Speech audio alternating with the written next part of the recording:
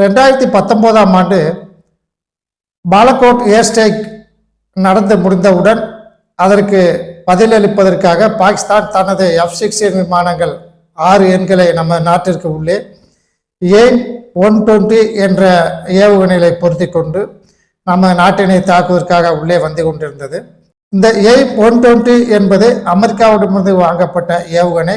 இது பாகிஸ்தானிலிருந்து வாங்கப்பட்ட F-16 விமானத்திலிருந்து பொருத்தி அவற்றை நம்ம நாட்டின் உள்ளே ஏவுவதற்காக அந்த விமானங்கள் வந்து கொண்டிருந்தன. உடனே நம்ம நாட்டிலிருந்து MiG-21 விமானங்கள் மற்றும் Su-30 விமானங்கள் பறந்து சென்றன. அந்த விமானங்களை இடைமறிப்பதற்காக உடனே நம்ம நாட்டின் MiG-21 விமானத்திலிருந்து ஏவுகணை செலுத்தப்பட்டு பாகிஸ்தானின் F-16 விமானம் ஒன்று தகர்த்து எறியப்பட்டது. ஆனால் பாகிஸ்தானின் F-16 விமானத்திலிருந்து பறந்து வந்த இந்த AIM-120 என்று சொல்லக்கூடிய மிசைலானது நம்ம நாட்டின் MiG-21 விமானம் ஒன்றினையும் தாக்கி அளித்தது என்பதையும் நீங்கள் கேள்விப்பட்டிருப்பீர்கள் நண்பர்களே.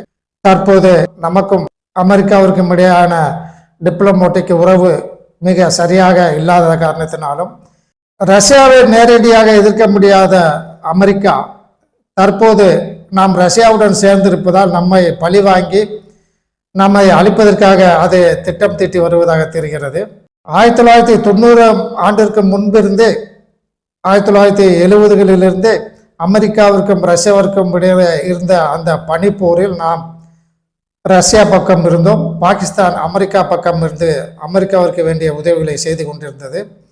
1990ஆம் ஆண்டு சோவியத் யூனியன் என்ற நாடு சிதறி பல நாடுகளாக பிரிக்கப்பட்டு தற்போது உள்ள ரஷ்யாவிற்கும் நாம் தொடர்ந்து ஆதரவு கொடுத்து கொண்டிருக்கின்றோம்.